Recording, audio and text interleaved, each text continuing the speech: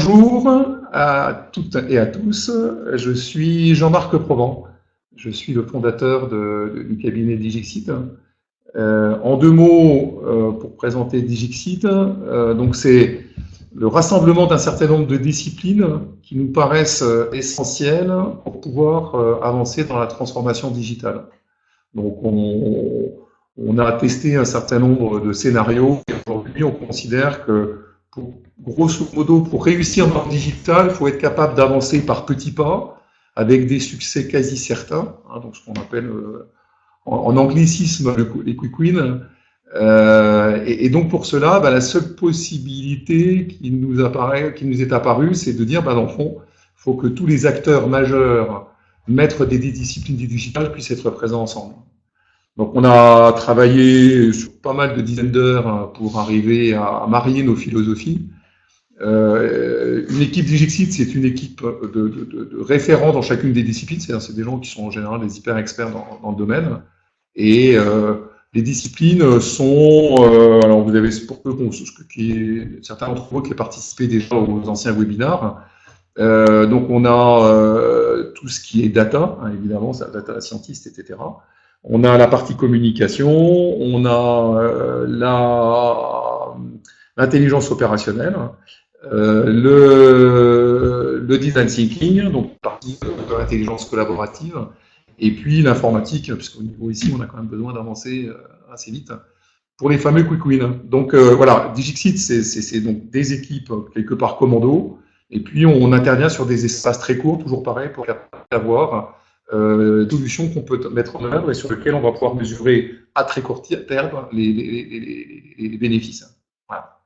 Donc, on organise 2 types de webinars chaque mois. Donc, ça a commencé en septembre 2017. On a un webinar qui est orienté sur une de nos disciplines, de manière à pouvoir rentrer un petit peu plus dans le détail et puis répondre à vos questions. Au passage, je rappelle le format du webinaire. C'est 15 minutes de présentation, où vous allez être à même de nous interroger et poser des questions sur le sujet. Et deuxième type de webinar, c'est des webinars, cette fois-ci plus généralistes, qui s'intéressent à, dans le fond, c'est quoi la transformation digitale? Souvent, on entend parler d'innovation, on entend parler de digitalisation, qui est quelque part l'optimisation d'un existant. Et comment rentrer dans... Alors pourquoi déjà, hein, pourquoi aller vers la digitalisation, c'est la transformation d'une entreprise autour du digital. Comment, hein, alors, le gros challenge de la transformation digitale, c'est le fait de permettre à une entreprise de devenir suffisamment agile et réactive pour être à même de réagir à tout événement, hein, dans un monde qui est aujourd'hui en perpétuel mouvement, où les places ne sont plus acquises et les marchés se partagent de façon très différente. On va transformer une entreprise pour qu'elle soit à même de réagir et en fonction de signaux faibles, être capable de prendre des fois des virages importants. Ceux qui ne sauront pas le faire, probablement dans les années qui viendront, ont peu de chances d'exister. Aujourd'hui, à travers donc les offres sur le fait d'avoir des quick wins et d'être en mesure d'apporter des solutions court terme avec des résultats garantis, l'un des outils qui est utilisé aujourd'hui par Digixit est ce qu'on appelle le Trail Boost.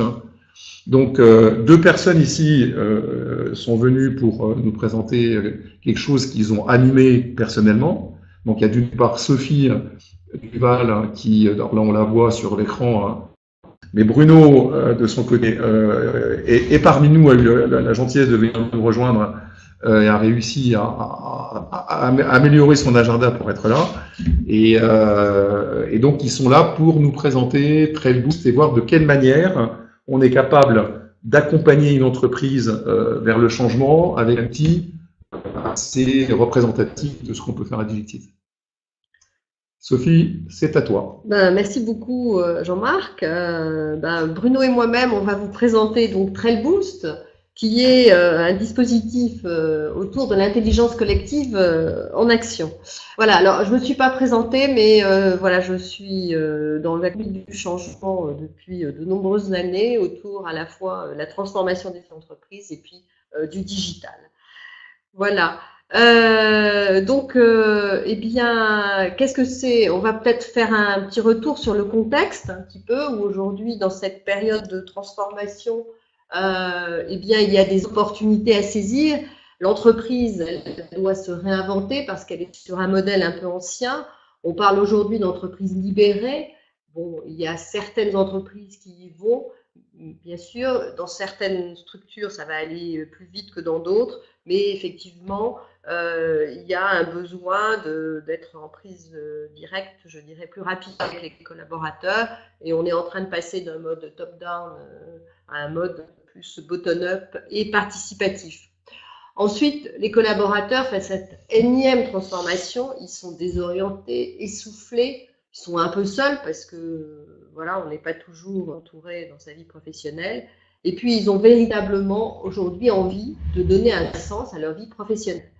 Et puis, le troisième point de ce contexte, c'est qu'il y a une espèce de booster qui fait que il faut avancer, on n'a pas le choix.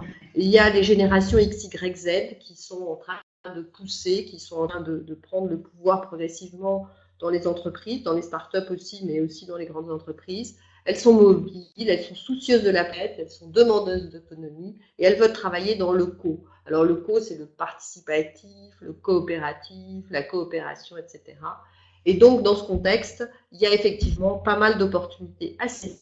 Et je passe la parole à Bruno qui va nous en parler. Alors, bonjour.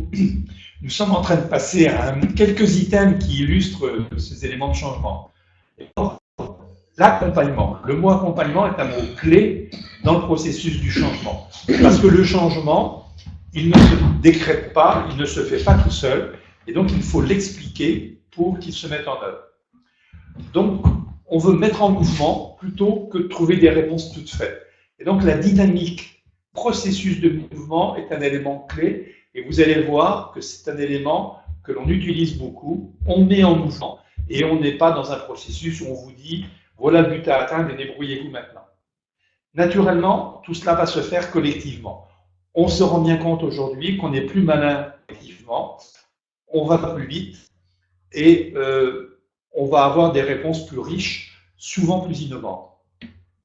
Donc, on va créer les conditions du partage parce que c'est en partageant que finalement, on va soi-même s'approprier. Et on ne change que si on s'est approprié, c'est-à-dire que l'on a fait sien les objectifs nouveaux, les éléments clés. Tout cela va permettre de faire émerger de nouvelles idées parce qu'on n'est pas dans une reconduction du passé, on est dans une réinvention, on est dans une innovation d'un monde nouveau et on n'est pas dans une extrapolation des anciens modèles. Donc, pour cela, il va falloir favoriser l'engagement et la prise de responsabilité. L'engagement, ça veut dire que j'ai intégré les éléments clés et la prise de responsabilité, ça veut dire que j'y vais moi-même, je m'engage à prendre des responsabilités. Ce n'est pas uniquement un engagement en disant bah oui, je suis d'accord, ce que vous proposez est pas mal. C'est moi-même, je m'implique dans le processus. Et donc, si je m'implique dans le processus, je vais passer à l'action, et si possible avec plaisir, car on sait très bien que lorsqu'on agit avec plaisir, eh bien, on est plus efficace, et donc on apporte davantage d'efficacité. Alors, les défis de la transformation des entreprises aujourd'hui, c'est bien sûr d'établir des passerelles entre la culture d'aujourd'hui et l'innovation. Comme vient de le dire Bruno, on ne va pas faire table rase passée, on va effectivement construire sur des choses existantes, mais on n'a pas le choix que de se tourner vers le futur, vers l'avenir. Et ça va passer vraisemblablement, certainement même, par ce que nous avons appelé, entre guillemets, un aplatissement des niveaux hiérarchiques, avec effectivement une prise directe une collaboration plus directe entre les niveaux hiérarchiques et les collaborateurs. Un des enjeux aussi, c'est de miser sur l'humain dans ce contexte où on parle de digitalisation, d'automatisation, de robotisation. Et pour faire marcher toutes ces machines, il y a bien sûr une part de l'humain très importante et d'autant plus importante dans ce contexte-là qu'on souhaite être dans le co et dans le collaboratif, la coopération. Et puis le dernier défi des entreprises, c'est de vivre des expériences. Parce que avant, quand on lançait un produit, on allait faire ça prenait des semaines, des mois, des années, éventuellement. On allait commencer par faire une première zone test, et puis après une bêta test, et puis après un alpha test. Aujourd'hui, on a une idée, et puis on trouve une équipe pour la mettre en œuvre, et puis on voit ce qui se passe. Si ça marche, on va la déployer, on va passer à autre chose, et on aura consacré un petit peu d'argent, bien sûr, mais pas beaucoup finalement. Donc voilà, donc les défis de l'entreprise aujourd'hui, elles sont celles-là. Et par rapport à ça, nous, on a une proposition d'expérience à vous faire. Bruno, quelle est-elle? Alors, on a appelé ça Trail Boost, c'est-à-dire qu'on va mettre en place un dispositif, et on va vous présenter de façon détaillée, qui permet de s'approprier quoi? Eh bien, aussi bien des sujets stratégiques que des objectifs à court terme, des actions. L'important, c'est qu'on va partager avec les collaborateurs les éléments clés que l'on a décidé de considérer. Et donc, on va s'enrichir de l'intelligence collective d'un groupe en impliquant chacun dans le processus. Okay. Alors, c'est quoi les principes de Trail Boost? D'abord, il importe de définir c'est quoi le vrai sujet.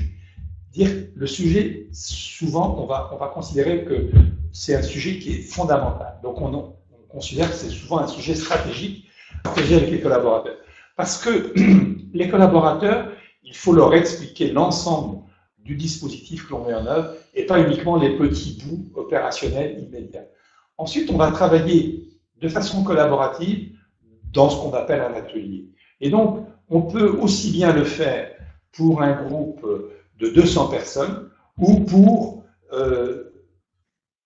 des petits groupes plus modestes. Ça veut dire que notre dispositif, il fonctionne avec un nombre extrêmement varié de personnes. Ce qui est clair, c'est qu'on va se retrouver par petites unités de 5 à 6 personnes autour d'une table.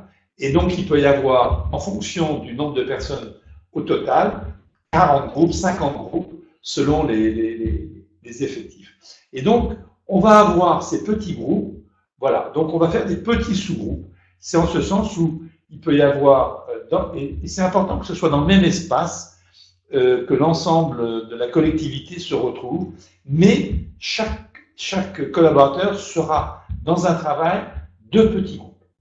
Ensuite, on va utiliser, on va vous détailler les éléments, un trail board, on va avoir un trail tool, des outils, un trail data pour récupérer les données, et puis donc une map, un agenda pour mettre ensemble le dispositif. On va rentrer maintenant plus dans le détail. Alors, comment ça marche Trail Boost? Il va y avoir 4 étapes. Tout d'abord, une étape de préparation, puis une étape de réalisation, une étape d'exploitation et puis une étape de restitution. Alors, la préparation, elle peut se faire sur 2 semaines, par exemple. Il va vraiment falloir, comme l'a dit Bruno tout à l'heure, trouver la bonne question. Vraiment, ça, c'est important. Et préparer ce questionnement. On va contextualiser au travers d'une analyse documentaire et puis d'interviews. On va organiser les groupes. Et là, il y a effectivement un travail important à faire du côté du client, car il connaît les collaborateurs et sait comment organiser les groupes pour que ce soit le plus efficace possible. Et on va organiser dans cette étape de préparation un groupe test avec les animateurs et les rapporteurs des groupes, ce qui va nous permettre de regarder, de faire un test à blanc et de voir si effectivement le questionnement qu'on a prévu est pertinent, judicieux et les questions bien posées. Alors vous voyez sur la photo, le trailboard, c'est un poster, avec l'ensemble des éléments de contexte. Et chaque élément, par exemple, quels sont les éléments du contexte de la santé, on va avoir un certain nombre d'items qu'on va avoir prédéfinis. Et les gens, dans ce trailboard, ils vont choisir quels sont les 4 items les plus pertinents par rapport au contexte actuel. Et le Trail Tool, comme vous pouvez le voir aussi sur le slide, c'est le guide pour l'animateur de l'atelier. C'est des informations pratiques où on va retrouver effectivement tout le questionnement qu'on va avoir sur les bords. Donc vous voyez, c'est un fonctionnement très simple. L'étape 2, c'est donc l'étape de réalisation, donc c'est le trail. Et vous pouvez voir au travers de ces photos comment ça fonctionne. C'est un travail assis ou debout, mais vraiment collectif, avec vraiment des informations partagées. Et c'est un travail en atelier. Vous pouvez rajouter quelque chose?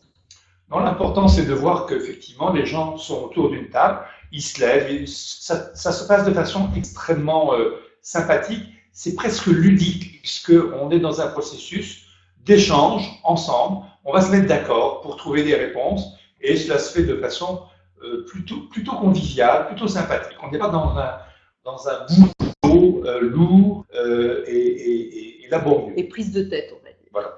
Et aussi, Bruno le disait très justement, c'est assez ludique parce qu'en fait, effectivement, on va avoir, c'est pas un atelier gommette, c'est un atelier où on va avoir à coller des étiquettes et donc ça a effectivement un côté un peu manuel et ludique. Voilà, ça c'est pour l'étape 2. Alors, l'étape 3, ben, on va recueillir instantanément des informations qu'on va pouvoir présenter et restituer en fin d'atelier. Puisque il y a le premier atelier qui est autour de la contextualisation et le deuxième atelier, il est autour de la question stratégique et des points clés que le client veut voir adresser. Ensuite, on va restituer, donc on va être dans un partage collectif qui va nous permettre de faire une trail map ou une roadmap, comme on veut, pour les mois à venir. Et Jean-Marc en parlait tout à l'heure au début, c'est effectivement, on va trouver des quick wins à mettre en place dès le lundi matin et pour une mise en œuvre effectivement opérationnelle. Voilà, alors comment ça marche? Eh bien, je le disais tout à l'heure, on a le parti pris qu'on a dans ce parcours, dans ce dispositif progressif et participatif. Le premier principe, c'est de considérer chaque salarié comme acteur du changement. Et ça, c'est clé, parce que Bruno le disait au démarrage, il va falloir qu'il devienne responsable et qu'il s'engage. Donc ça, c'est vraiment la clé pour que chaque salarié devienne acteur du changement. Ensuite, on va associer des collaborateurs aux enjeux d'évolution de l'entreprise via l'intelligence collective. Et ça va enrichir tout le monde, aussi bien le management que les collaborateurs. On va créer un moment de partage singulier, favorisant un équilibre humain, effectivement, dans ces entreprises qui vont très vite aujourd'hui. Et on va passer à l'action chacun. Donc, on va être complètement engagé. En termes de mise en œuvre opérationnelle, c'est quelque chose que l'on peut faire rapidement, Bruno? Absolument. Dès lors qu'on a bien identifié le sujet, on va pouvoir se mettre en préparation. Donc, naturellement, on va faire un test, c'est-à-dire qu'on va vérifier que le dispositif qu'on a imaginé, les gens comprennent bien les questions, comprennent bien la façon dont il faut y répondre, et puis est-ce que le temps qu'on a prévu est pertinent par rapport à l'ampleur du sujet.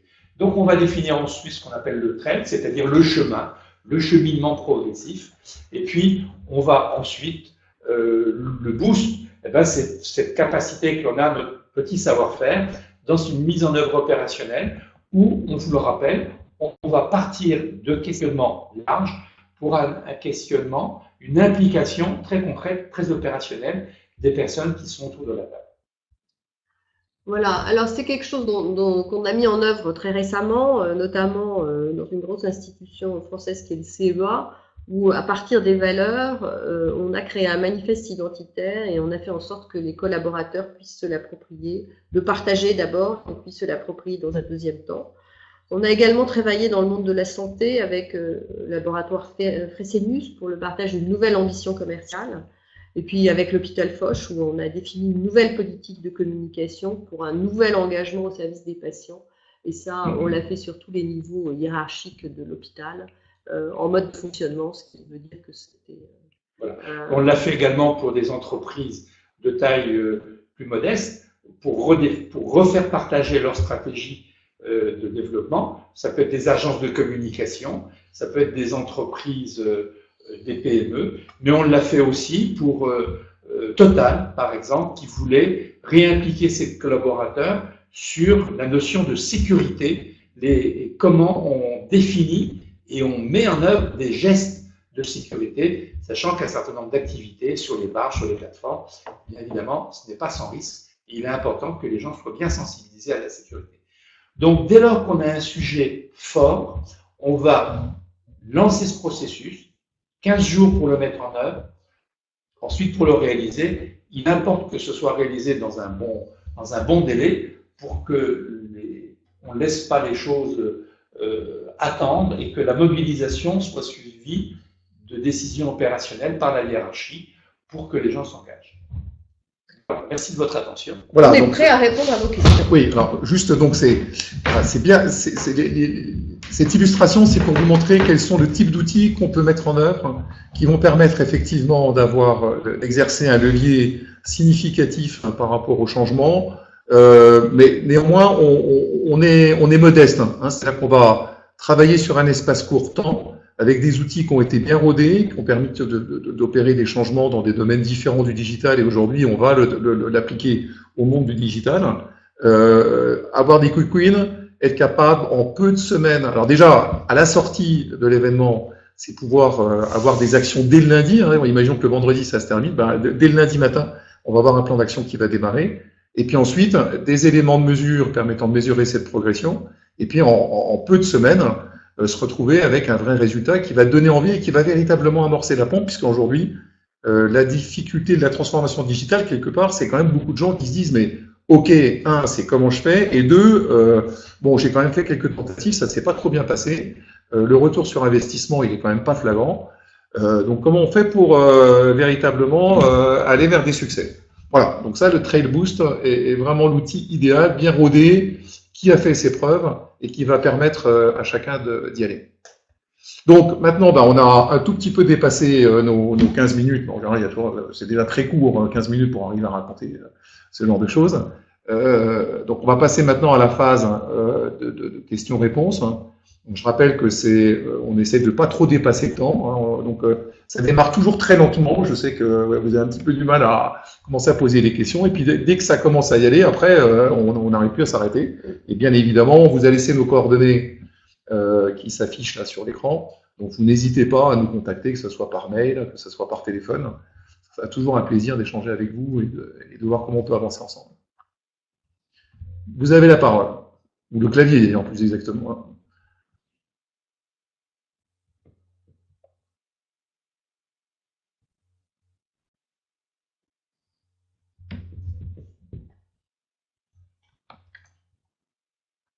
Alors, je vois qu'il y a Sandrine qui se lance.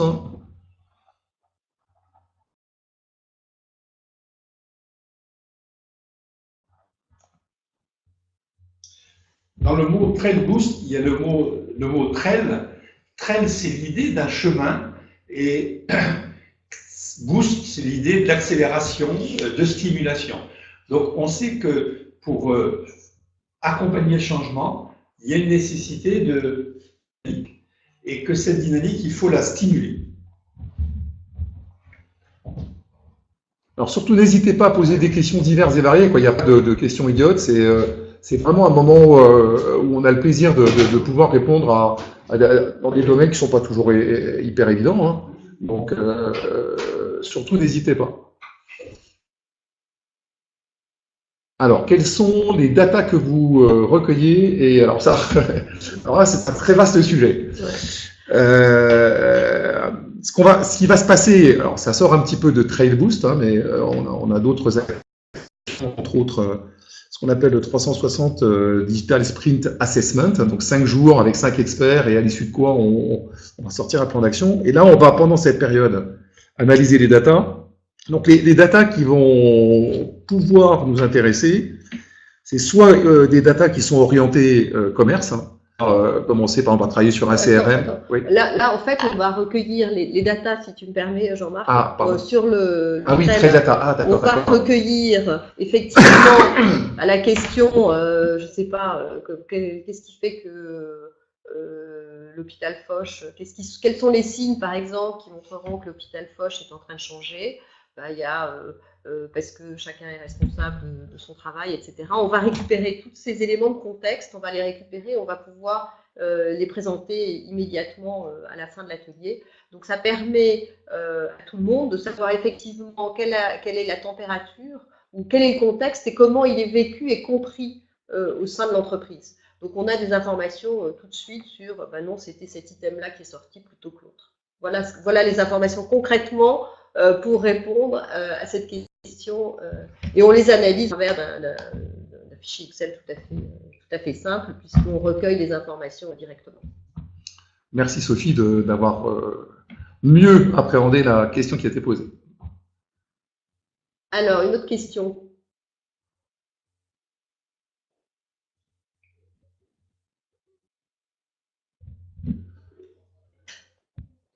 Alors n'hésitez pas, soit sur Trailboost, soit sur, puisqu'on est quand même sur des sujets de l'appropriation du changement, soit sur c'est quoi le changement, c'est quoi. Bref, en général, il y a des questions très diverses et variées sur je sais pas quoi, les disciplines qui sont nécessaires pour la transformation digitale, sur voilà. Donc c'est.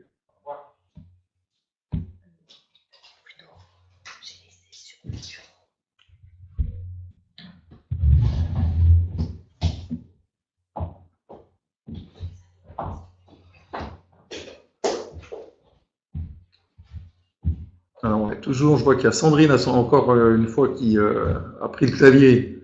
Mais n'hésitez pas, là, je vois les Christophe, Nicolas, Hakim, n'hésitez pas.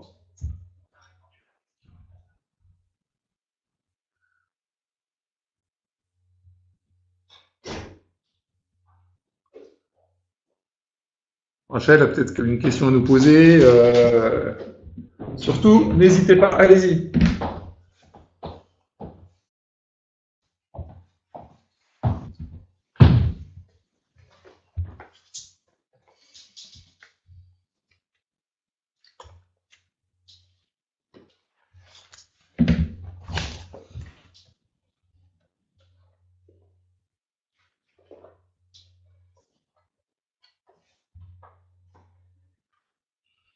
Donc, en tout cas, ce qu'on a compris, hein, c'est que Trailboot, ça peut effectivement s'adapter à de nombreux domaines.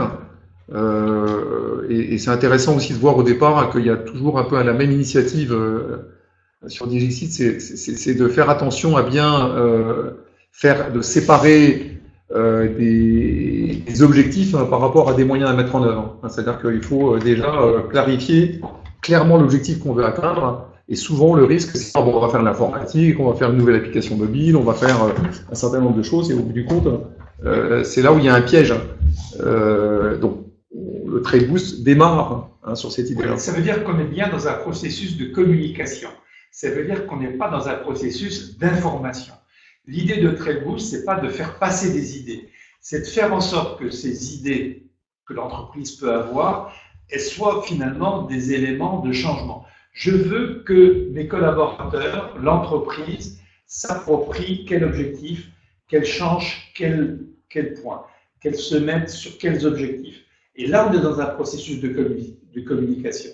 C'est-à-dire que l'on crée les conditions pour que les gens aient une nouvelle perception des enjeux, des exigences du moment, et que ensuite on identifie les meilleurs moyens à mettre en œuvre pour être opérationnel de façon efficace.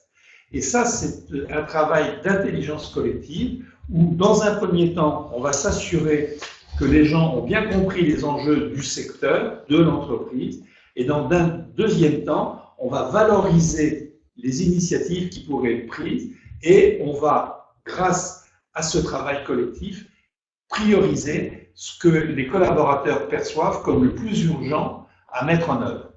Ce qui est intéressant, c'est que ce dispositif, en une demi-journée, il se réalise. C'est-à-dire qu'en 3 heures de travail, on a finalement à la fois une perception des nouveaux enjeux par les collaborateurs, comment les nouveaux enjeux, les collaborateurs les identifient, et deuxièmement, qu'est-ce que les gens priorisent comme urgent d'action à mettre en œuvre. Alors, il y a Rachel, donc on a affiché le slide 4, le slide qui parlait du point 4 hein, sur la restitution, et la question c'est comment mesurez-vous les résultats. Je vois que la notion de mesure est quelque chose qui est très importante, hein, qui est fondamentale, bien sûr. Très important. Donc le Trailboost lui-même, dans sa séquence atelier, il est là pour recueillir des informations. Et ces informations, elles vont être pondérées par chaque petit groupe, puisque les gens ne se contentent pas de répondre oui, non, ils vont dire aussi qu'est-ce qui est le plus important pour eux.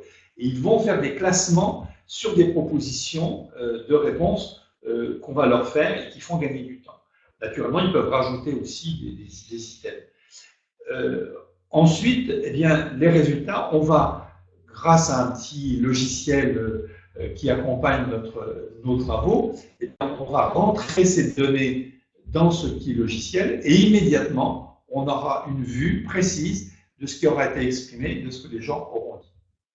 Voilà, pour reprendre les éléments, par exemple, sur les éléments de contexte, quels changements ou évolutions vous semblent plus importants? Les caractéristiques de l'entreprise sont-elles des forces ou des faiblesses?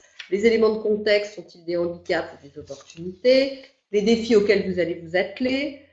Les signes qui montreront que l'on avance. Et pour chacune de ces questions, par exemple, sur les éléments de contexte, donc qui sont dans le cadre de l'atelier 1, il y a une dizaine d'items, comme par exemple la crise économique, l'avenir de la filière, le développement des nanotechnologies, pour ne prendre que cela.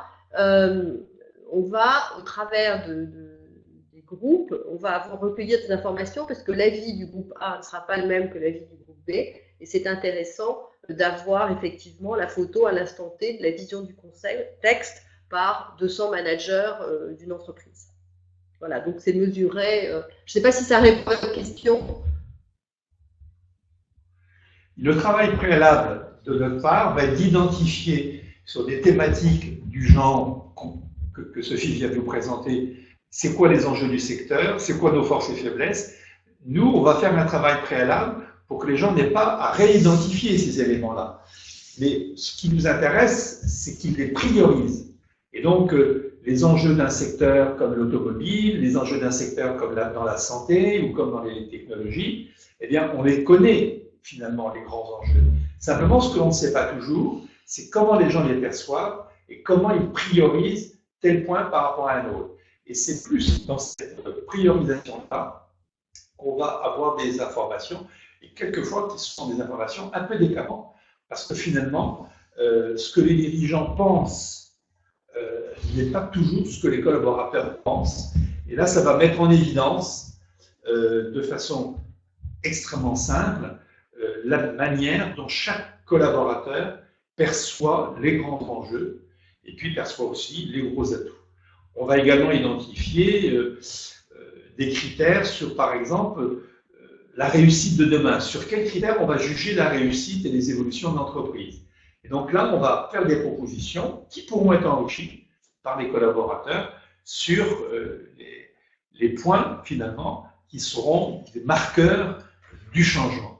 Parce que c'est bien de vouloir le changement, et c'est bien de le mesurer. Et pour le mesurer, mais il faut savoir qu'est-ce qu'on va mesurer.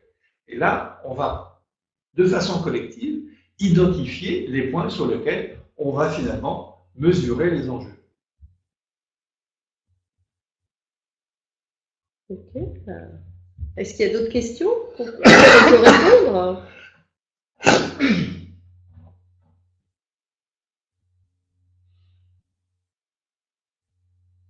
Alors, est-ce que je vois que toujours ces sujets de mesure, là, est-ce qu'il y a, bon, ça semble répondre positivement à Rachel par rapport à cette question. Est-ce qu'il y a d'autres personnes que ça interpelle ou sur lesquelles il y ait des doutes? Alors après, on pourra rentrer, mais il faut plutôt le faire verbalement. Hein. Donc, ce serait plus intéressant de se retrouver autour d'un café pour en parler. Mais alors, ce dispositif, il s'applique à tous les secteurs, à toutes les problématiques. Dès lors qu'il y a une stratégie, dès lors qu'il y a un objectif précis, eh bien, comment finalement, collectivement, on enrichit la perception d'un enjeu stratégique pour l'entreprise. Et dès lors qu'on a envie effectivement de se rapprocher des collaborateurs et de recueillir voilà. et de partager. Dès qu'il y a une envie de partage d'un sujet avec des collaborateurs, effectivement, très lourd, voilà, c'est tout à fait approprié. On a envie d'impliquer les gens, qu'on veut les concerner et qu'on veut les concerner pour de vrai. C'est-à-dire que c'est une concertation que l'on fait. Ce peut être avec tous les collaborateurs, ce peut être uniquement avec certains collaborateurs. Par exemple, on a eu l'expérience de le faire avec uniquement des commerciaux. On a l'expérience de le faire aussi avec uniquement des dirigeants. Et puis on a l'expérience de le faire avec l'ensemble des collaborateurs, des parties prenantes d'une entreprise. Donc tous les cas de figure sont possibles. Ce qui est commun dans le dispositif, c'est cette idée. Bien sûr, on peut le faire sur de grands groupes, plus que 100. On l'a fait par exemple récemment avec le CEA. On l'a fait avec 300 managers du CEA. Mais on l'a fait. Juste rappeler CEA, c'est quoi comme les initiales? Le CEA, c'est le commissariat à l'énergie atomique. Et aux énergies alternatives. Absolument. Et donc là, l'enjeu, c'était comme ce sont des gens qui ont des activités aussi bien dans le nucléaire que dans les éoliennes, que dans les sciences du vivant, qu'est-ce qui finalement nous réunit? Qu'est-ce qui finalement sont nos valeurs partagées? Et bien ça, ce n'est pas quelque chose que l'on peut décréter. Donc on a fait participer l'ensemble des dirigeants de cette grande maison pour faciliter cela. Combien nous sommes pour intervenir? Eh bien, nous sommes 2 consultants qui chapeautons le dispositif, mais notre dispositif, une fois qu'il a été testé, il peut se mettre en œuvre de façon indépendante de nous, puisque dès lors que les gens ont participé à un groupe, ils sont capables eux-mêmes de devenir animateurs d'un autre groupe. C'est ce qui s'est passé, par exemple, avec l'hôpital Foch à Suresnes, où 2500 collaborateurs ont participé à ces groupes.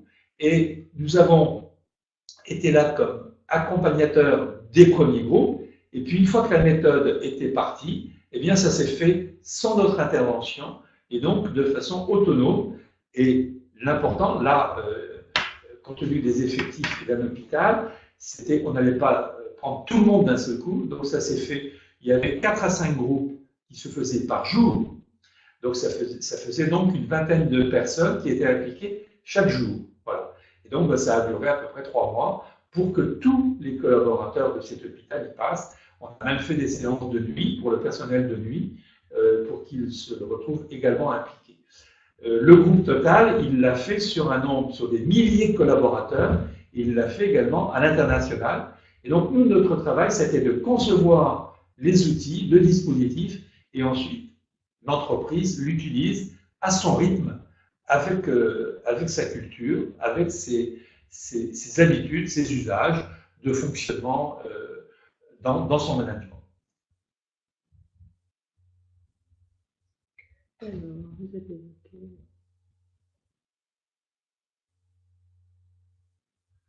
Alors, l'idée de l'aplatissement des hiérarchies, c'est que lorsque l'on est dans un groupe, il n'y a plus de hiérarchie qui compte. On est plus, et c'est intéressant, quand c'est un objectif important, de faire partager l'ensemble des collaborateurs, eh bien, on est dans un échange, dans une discussion collective.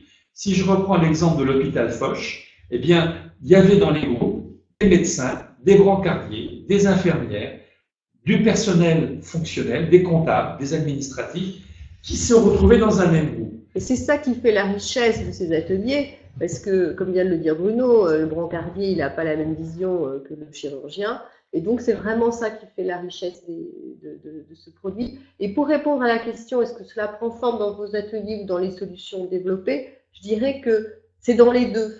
D'abord, ça prend forme dans les ateliers par la volonté du management de partager avec les collaborateurs, et puis ça prend forme aussi dans les solutions développées, et puis dans la mise en œuvre quotidienne, hein, parce que on ne va pas décréter un beau matin d'aplatir des niveaux hiérarchiques. Bien sûr, ça impose énormément de changements et des changements de posture de gens, et notamment du management intermédiaire qu'il va falloir accompagner pour qu'ils comprennent pourquoi effectivement aujourd'hui on est dans des hiérarchies raccourcies entre guillemets.